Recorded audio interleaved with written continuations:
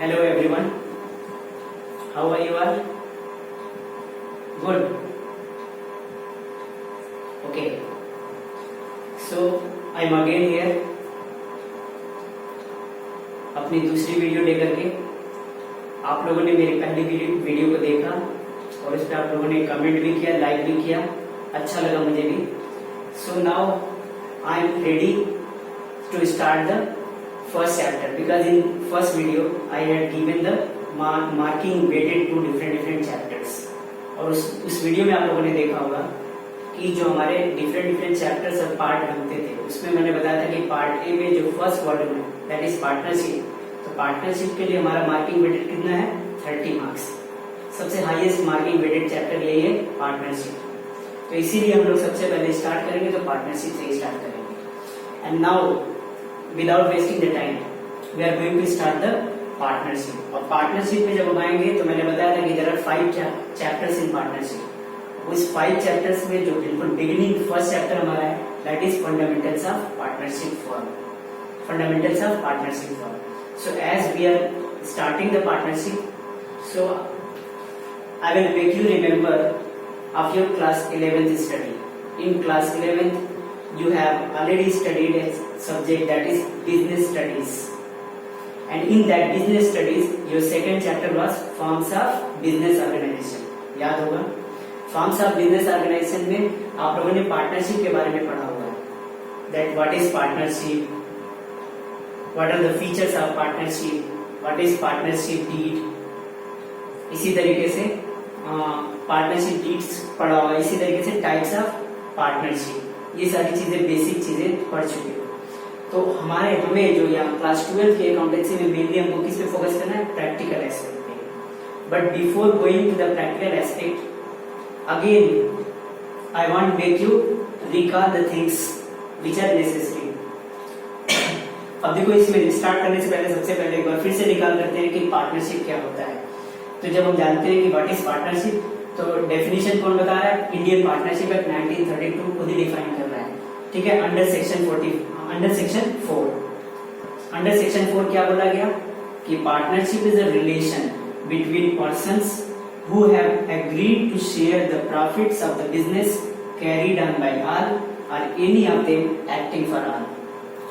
So what is partnership? Partnership is a relation among the person or you can say partnership it is an agreement among the persons who have agreed to start the business activities. Means partnership can be done, a partnership can be formed to run the business activities. Business activities करने के लिए हम क्या कर सकते हैं, operating activity करने के लिए हम क्या कर सकते हैं, पार्टनरशिप कर सकते हैं.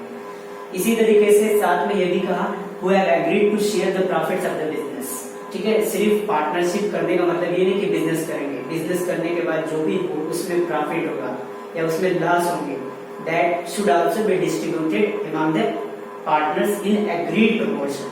ठीक है. पार्टनर्स को उनको आपस में बांटना होगा. अगर बिजनेस से जो भी प्रॉफिट या लॉस होगा उसको सारे पार्टनर्स आपस में डिस्ट्रीब्यूट करेंगे. इसका भी एग्रीमेंट होना चाहिए. इसी तरीके से आगे क्या बोला गया कैरीड ऑन बाय ऑल और any of them acting for all. इसका मतलब क्या हुआ कि carried on by all means in partnership business obviously there will be at least 2 persons or there may be more than 2 persons.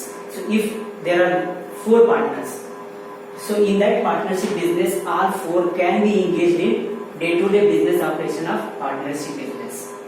But again any of them acting for all. Suppose that उन 4 partners में से कोई ऐसा partner है जिसके पास time नहीं है. वो कैपिटल तो कंट्रीब्यूट करता है बट उसके पास टाइम नहीं है कि वो डेली बिजनेस को चला सके. इसी तरीके से कोई पार्टनर हो सकते हैं जिनको बिजनेस का बिल्कुल भी आइडिया नहीं है. ठीक है. अब ऐसा कोई पार्टनर है जिसको बिजनेस का कोई आइडिया नहीं है but he is ready to contribute the capital. तो उस केस में क्या होगा कि वो पार्टनर कैपिटल कंट्रीब्यूट करेगा और वो डेली ऑपरेशन से बाहर चला जाएगा. ठीक. तो इस केस में क्या होगा कि एक ही पार्टनर या उनमें से कुछ पार्टनर सारे पार्टनर के बिहाफ पे वर्क करेंगे. ठीक है. ये हमारी पार्टनरशिप की सिंपल सी डेफिनेशन. अब जल्दी से हम पार्टनरशिप का जो मेन जो फीचर्स है एक बार फिर से रिकॉल करते हैं. एंड आई होप के सारे लोगों को पता होगा, क्लास 11 में बहुत अच्छे से पढ़े. फीचर्स में सबसे पहले 2 or more persons means a single person can not establish or cannot form any partnership business. That will B sole proprietorship business. तो पार्टनरशिप के लिए कम से कम 2 लोगों का होना जरूरी है। इसी तरीके से बेस्ड, अच्छा मैक्सिमम कितने पार्टनर्स हो सकते हैं? तो for maximum partners there is no limit under the partnership act 1932। ठीक है, अभी जो पार्टनरशिप एक्ट 1932 है उसके अकॉर्डिंग मैक्सिमम पार्टनर्स की लिमिट नहीं बताई गई है। तो मैक्सिमम पार्टनर्स की लिमिट कौन बता रहा है? जो हमारा कंपनीज एक्ट 2013 है। ठीक है, कंपनीज एक्ट 2013 के अकॉर्डिंग मैक्सिमम पार्टनर्स 50 हो सकते हैं, 50 से ज्यादा नहीं हो सकते।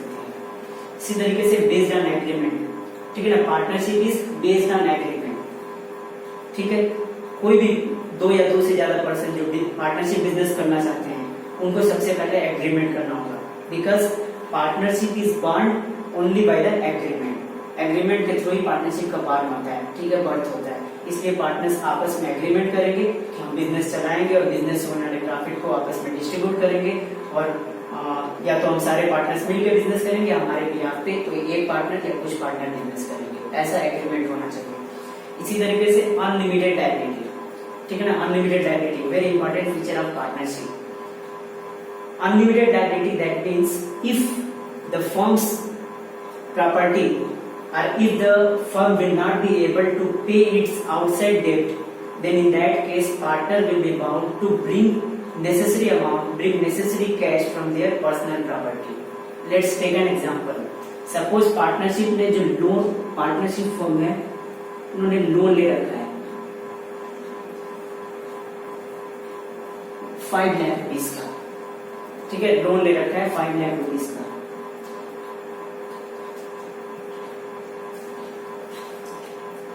And at the time of winding up of partnership, firm will be bound to pay the 5 lakh rupees to the person from whom the firm has taken the loans. Let's take an example that firm has taken loan from State Bank of India. तो जब firm bound up करेगी, जब firm का closure होगा, उस case में ये 5 lakh rupees का क्लोजिंग करना होगा, या जब इसका ड्यू डेट आएगा तो उस पर उसको रीपे करना होगा। बट रीपे करने की कंडीशन में क्या है, हो सकता है कि पार्टनरशिप के पास जो भी, पार्टनरशिप फर्म के पास जो भी प्रॉपर्टी है, सारी प्रॉपर्टीज को सेल करने के बाद भी पार्टनरशिप फर्म में कितने पैसे आते हैं? 3 लाख रुपीस। कितने? 3 लाख। और लोन को रीपेमेंट कितना है? 5 लाख रुपीस। तो इस केस में 2 लाख रुपीस जो शॉर्टेज है, तो 2 लाख रुपीस को पार्टनर्स को अपनी पर्सनल प्रॉपर्टी में से ले आकर के इस 5 लाख रुपीस का रीपेमेंट करना होगा। Means partners they will be bound to pay the amount from their personal property also. उनके लायबिलिटी में कोई लिमिट नहीं है, ठीक है। अगर ये 6 लाख हो जाएगा तो 3 लाख का शॉर्टेज होगा, 3 लाख वो अपने घर से अरेंज करके लाएंगे, ठीक है। ये रहती है unlimited liability. Distribution of profit, ठीक है, डिस्ट्रीब्यूशन ऑफ प्रॉफिट हम लोगों ने ऊपर भी डिस्कस किया कि अगर हम पार्टनरशिप बिजनेस रन कर रहे हैं तो पार्टनरशिप से होने वाले प्रॉफिट या लॉस को पार्टनर्स को आपस में डिस्ट्रीब्यूट करना होगा। ऐसा नहीं कि 4 पार्टनर हैं तो प्रॉफिट होगा तो कोई एक ही पार्टनर ले लेगा सारा प्रॉफिट, नहीं, there will be distribution of profit among the partners. इसी तरीके से mutual agency relationship, mutual agency relationship, इन म्यूचुअल एजेंसी रिलेशनशिप को ऐसे समझ सकते हो कि all the partner work as the agent of another partner and at the other hand all the partners are principal of another partner. इसके लिए एक एग्जांपल लेते हैं। सपोज कोई एजेंट है, ठीक है, एजेंट कौन हायर करता है? प्रिंसिपल, ठीक है, प्रिंसिपल। कोई बिजनेसमैन है, टेक्सटाइल इंडस्ट्री है, ठीक है, उसका जो बिजनेसमैन है उन्होंने अपने सेलिंग के लिए मार्केट में अलग अलग एजेंट हायर कर रखे हैं। तो जो प्रिंसिपल यानी जो ओनर होता है, जो मालिक होता है, वो क्या करता है? एजेंट को हायर करता है। अब ये एजेंट जो भी वर्क करता है, ठीक है, एजेंट जो भी वर्क करता है उससे उसका प्रिंसिपल क्या होता है? बाउंड होता है। सपोज दैट एजेंट जाकर के कहीं से लोन ले लेता है, ठीक है ना, एजेंट कहीं से जाकर के लोन लेता है तो उस लोन के रीपेमेंट की रिस्पॉन्सिबिलिटी इसकी तो रहेगी, बट अल्टीमेट रिस्पॉन्सिबिलिटी किसकी है? प्रिंसिपल की। अगर लोन लेने के बाद एजेंट उसको रीपे नहीं कर पाता है, then in that case his principal will be bound to pay the debt which have been taken by the agent. Means principal agent के हर एक काम के लिए क्या होता है? बाउंड होता है। तो इसी तरीके से पार्टनरशिप में भी होता है कि अगर एक पार्टनर कोई वर्क करता है तो उसके वर्क के लिए सारे बाकी पार्टनर भी क्या होते हैं, बाउंड होते हैं। उसके लिए क्या करते हैं, एग्जांपल ले लेते हैं। If suppose there are 3 partners A, B and C, ठीक है। As per the definition A is active partner, means A is taking part in day-to-day business activities, and B and C, they are sleeping partner, only they have contributed the capital, they are not taking part in regular business activities. So in that case, all the agreement which will be made by A, that B and C will also be bound to do as per the agreement of A. Suppose A has taken loan, ठीक है, A is the active partner, he has taken loan for their partnership firm. In that case, A will be bound to repay the amount, B will be equally liable to pay the loan amount, and C means all the partner will be equally bound to pay the loan amount, because उस case में B और सी ये नहीं बोल सकते कि ये loan ए ने लिया है तो ए पे करेगा, नहीं, ए नहीं पे करेगा। क्यों? म्यूचुअल एजेंसी रिलेशनशिप होता है। ए अगर कोई काम करता है उसके लिए बी भी बाउंड होगा, सी भी बाउंड होगा। बी अगर कोई वर्क करता है तो उसके लिए ए भी बाउंड होगा, सी भी बाउंड होगा। That is called mutual agency relationship. Her partner एक दूसरे के एजेंट के तौर पे काम करते हैं। I hope you understood. Now voluntary registration. Voluntary registration, अब ये क्या है? Partnership is an association of persons. It is an association of 2 or more persons। तो पार्टनरशिप का जो एग्रीमेंट होता है, पार्टनरशिप के एग्रीमेंट के बाद पार्टनरशिप बिजनेस स्टार्ट करने के लिए रजिस्ट्रेशन इनका कैसा होता है? वॉलेंट्री होता है, ठीक है। रजिस्ट्रेशन क्या होता है? वॉलेंट्री होता है। It is not compulsory for a partnership firm to get registered itself. बिना रजिस्ट्रेशन के भी पार्टनरशिप बिजनेस स्टार्ट किया जा सकता है, but in case of company registration is compulsory, but in case of partnership firm registration is voluntary, means partners की अपनी इच्छा पे है। ये अलग बात है कि एक रजिस्टर्ड पार्टनरशिप फर्म को कुछ एडवांटेज होते हैं, बट ये है कि बिना रजिस्ट्रेशन के भी पार्टनरशिप फर्म स्टार्ट किया जा सकता है।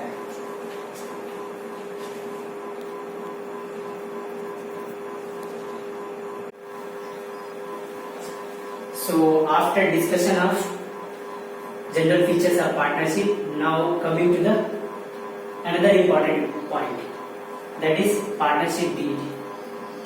पार्टनरशिप डीड को डिस्कस करने से पहले मैं फीचर्स पे फिर लेके जाऊंगा। अभी जो मैंने लिखा था यहाँ पे, based on agreement means partnership can be exist और partnership can be start by the partners only after making an agreement, but the agreement may be in written form or in oral. That is not necessary that agreement should be in written form, but yes, if agreement will be in written form, then it will be better for the future reference in partnership form, क्योंकि आगे जाकर के फिर आपस में dispute होने के chances पर अगर रिटन एग्रीमेंट होगा तो सारे लोगों को वो रिटन एग्रीमेंट दिखाया जाएगा और कोर्ट में भी प्रेजेंट करने में कोई प्रॉब्लम नहीं होगी। तो इसीलिए पार्टनरशिप डीड पढ़ते हैं कि partnership deed is a document prepared with the mutual consent of all the partners, containing all the details of partnership agreement. The deed must be signed by all the partners and should be duly stamped. अब ये क्या है? Partnership deed is a document prepared the mutual consent of all the partners. अब ये क्या है? कि written document होता है जिसमें पार्टनरशिप के जो भी पार्टनर्स के आपस के एग्रीमेंट होते हैं वो सारे एग्रीमेंट लिख दिए जाते हैं, और उन सारे एग्रीमेंट को लिखने के बाद उसमें जो बेसिक जितनी एग्रीमेंट के पार्ट होते हैं वो सारे लिख दिए जाते हैं। लिखने के बाद सारे पार्टनर्स उस डीड को यानी उस पेपर को साइन करते हैं और उस पेपर को स्टैंप कर दिया जाता है। जो इंडियन स्टैंप एक्ट है उसके अंडर में पार्टनरशिप यानी इस पेपर को, यानी स्टैंप पेपर देखे होगे, स्टैंप पेपर जो तुम देखते होगे उसी स्टैंप पेपर पे ही सारे एग्रीमेंट को लिखे जाते हैं और इस पे सारे पार्टनर्स का सिग्नेचर हो जाता है। और उस एग्रीमेंट पेपर का मतलब ये होता है कि now all the partners will be bound to act as per the agreement laid down in partnership deed, ठीक है, आपस में जाकर के आगे कोई ताकि डिस्प्यूट ना होता है। अब इस पार्टनरशिप डीड में मेनली चीजें क्या डिस्कस होती हैं? इसमें होता है name and address of partnership firm. Partnership firm का नाम क्या होगा, पार्टनरशिप फॉर्म का एड्रेस क्या होगा। इसी तरीके से name and address of all the partners, ठीक है, कौन कौन पार्टनर होंगे पार्टनरशिप फॉर्म में, उनका एड्रेस क्या होगा, क्योंकि एड्रेस पता होना चाहिए। अनलिमिटेड लायबिलिटी होती है, पार्टनर्स को घर से पकड़ के लाना भी पड़ सकता है। इसी तरीके से इसमें पार्टनरशिप डीड में ये भी पीएसआर के बारे में भी एग्रीमेंट हो सकता है। PSR in the sense profit sharing ratio, क्योंकि पार्टनरशिप बिजनेस का एक बड़ा फीचर है कि after getting the profit in partnership form it will be distributed among the partners. So in what ratio the profit will be distributed, it must be pre-decided among the partners, और वो हमारा ratio जो है वो partnership deed में होना चाहिए, ठीक है। इसी तरीके से इंटरेस्ट ऑन कैपिटल, ठीक है, ये मेन पॉइंट है पार्टनरशिप डीड के, interest on capital. If partners are contributing capital in partnership form, whether they will take interest on their capital और नॉट। अगर इंटरेस्ट ऑन कैपिटल उनको दिया जाना है तो किस रेट से दिया जाना है, 5% पर एनम मिलना चाहिए उनको, 6% पर एनम मिलना चाहिए। तो अगर पार्टनरशिप डीड में पहले से एग्रीमेंट नहीं किए होंगे, रिटन एग्रीमेंट नहीं होगा, तो हो सकता है बाद में पार्टनर्स बोलेंगे नहीं हमें 10% पर एनम के हिसाब से इंटरेस्ट चाहिए, ठीक है। कोई पार्टनर बोलेगा नहीं हमें 12% के हिसाब से चाहिए। तो अगर पहले से एग्रीमेंट होगा तो उस केस में सीधे ये पार्टनरशिप डीड दिखाई जाएगी कि ये हमारा एग्रीड प्रोपोर्शन है और इसी एग्रीड प्रोपोर्शन में या इसी एग्रीड परसेंटेज में हमको इंटरेस्ट मिलेगा। इसी तरीके से इंटरेस्ट ऑन ड्राइंग, ड्राइंग सुने होंगे, ड्राइंग क्या होता है, taking out money from the business for their personal use. तो in partnership form also partners can make or you can say partners can withdraw the amount from the partnership firm for their self purpose. So if partners will take out any money from the partnership firm, so in that case whether the partner will have to pay the interest on their drawings or not, this also should be written in the partnership deed।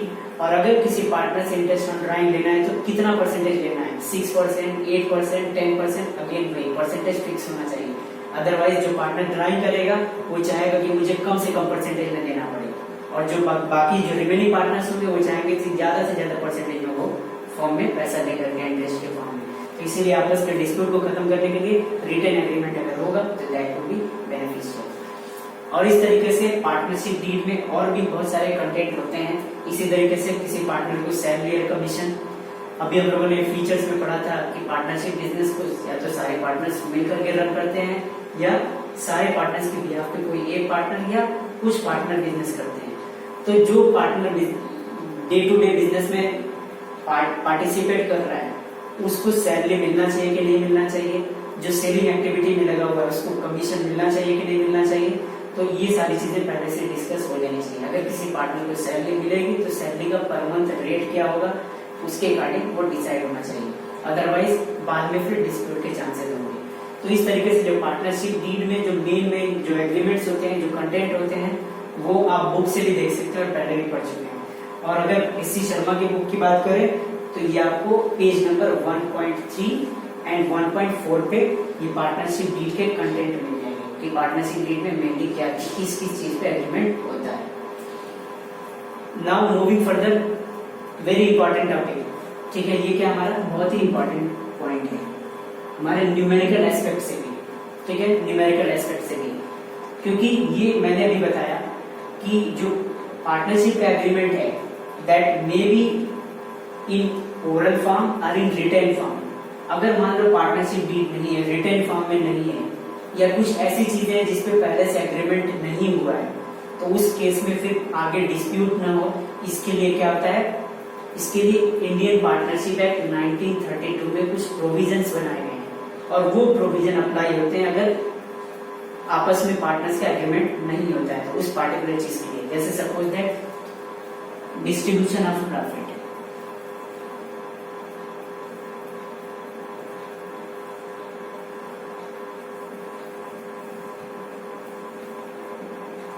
distribution of profit. If partners have not decided that what will be the distribution ratio of profit, in that case they will get profit in equal ratio. Equal ratio. ठीक है, सारे partners को बराबर profit में से पैसा मिलेगा। Suppose there are two partners, and profit amount is 1 lakh, तो 50,000 will be distributed to both partners. ठीक है, if profit amount is 1,50,000 and if there are 3 partners, then again 50,000 will be distributed to all 3 partners. ठीक है, इस तरीके से सबको बराबर पार्ट मिलेगा अगर उन्होंने प्रॉफिट के डिस्ट्रीब्यूशन के लिए एग्रीमेंट नहीं किया हुआ है। इसी तरीके से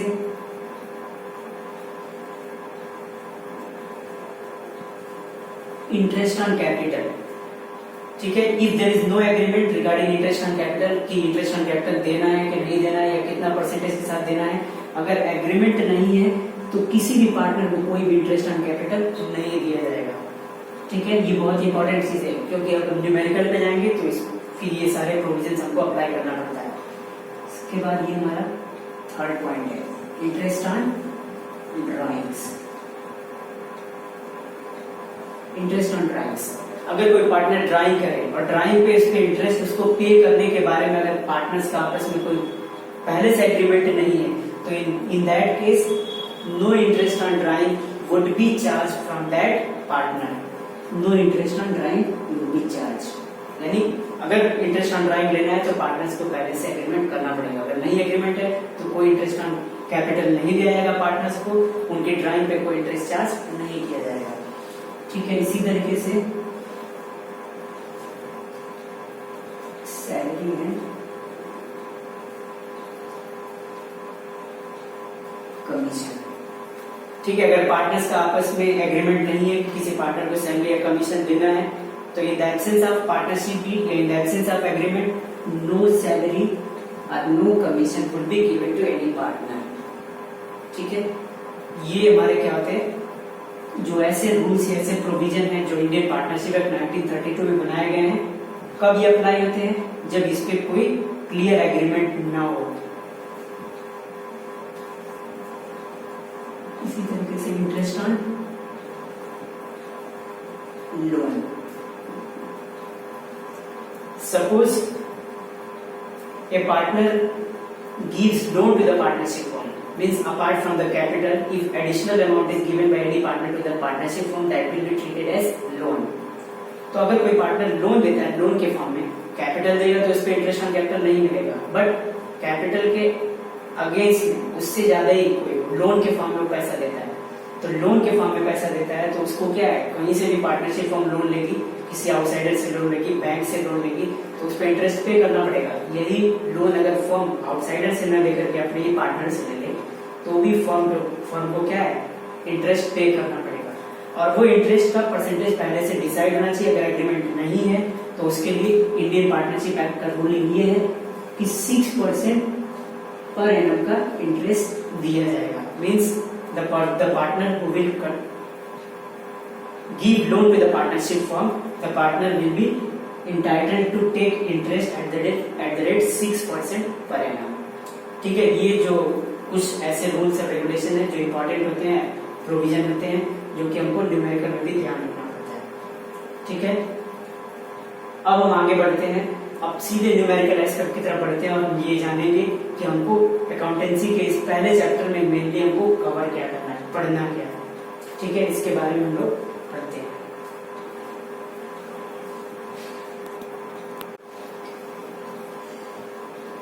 अब इस वीडियो के लास्ट में हम लोग डिस्कस कर लेते हैं कि इस फर्स्ट चैप्टर का हमारा की पॉइंट्स क्या है।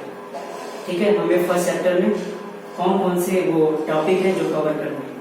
तो फर्स्ट चैप्टर में हम देखेंगे सबसे पहले हमको क्या कवर करना होगा, distribution of profits, means the profit which will be earned by the partnership firm, it will be distributed among the partners, जैसा कि हम लोग उसके फीचर्स में भी पढ़ के आए होंगे। तो पार्टनर्स को किस रेशियो में डिस्ट्रीब्यूट करना होगा और डिस्ट्रीब्यूशन से पहले हमको क्या क्या चीजें उसमें प्रोवाइड करना होगा प्रॉफिट में से, वो सारी चीजें इसकी डिटेल में जब जाएंगे तो उसके बारे में बताएंगे। इसी तरीके से पार्टनर्स कैपिटल अकाउंट, इस चैप्टर में हमको एक पार्टनर्स कैपिटल अकाउंट का डिस्कशन करना रहेगा, उसका न्यूमेरिकल क्वेश्चन करना होगा। इसी तरीके से calculation of interest on capital, partners ने कैपिटल कंट्रीब्यूट किया होगा तो उसको इंटरेस्ट कैसे कैलकुलेट करेंगे। Calculation of interest on drawing, यानी अगर कोई पार्टनर ड्राइंग करता है, बिजनेस से पैसा निकालता है तो उसको उसका इंटरेस्ट कैसे कैलकुलेट करेंगे, कैसे इंटरेस्ट चार्ज करेंगे उस पर। इसी तरीके से एक पॉइंट आएगा इसमें guaranteed profit to a partner. Guaranteed profit to a partner का मतलब कभी कभी किसी एक पार्टनर को एक मिनिमम प्रॉफिट की गारंटी दे दी जाती है। सपोज दैट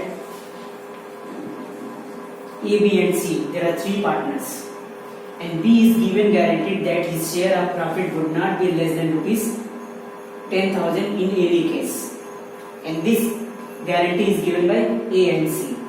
A और C को गारंटी देते हैं B को कि आप आइए पार्टनरशिप फॉर्म में पैसा कैपिटल कंट्रीब्यूट करिए। हाँ ये हम आपको गारंटी देते हैं कि हम आपको लॉस नहीं होने देंगे, और प्रॉफिट में भी ऐसा नहीं कि आपको 2000 3000 का प्रॉफिट होगा, 10,000 की प्रॉफिट की आपकी मिनिमम गारंटी है। अगर उससे ज्यादा फर्म को प्रॉफिट होगा तो ज्यादा आपको प्रॉफिट मिल सकता है, ठीक है। और उस केस में सपोज दैट पार्टनरशिप फर्म है, उसको प्रॉफिट होता है सपोज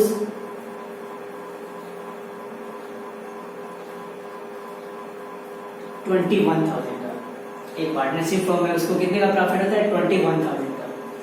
और जो इन लोग का आपस में जो प्रॉफिट शेयरिंग रेशियो है, जिसपे एग्रीमेंट हुआ है कि ये सारे पार्टनर्स आपस में इक्वल रेशियो में प्रॉफिट का डिस्ट्रीब्यूशन करेंगे। तो इक्वल रेशियो का मतलब क्या हुआ 1:1 तीनों को।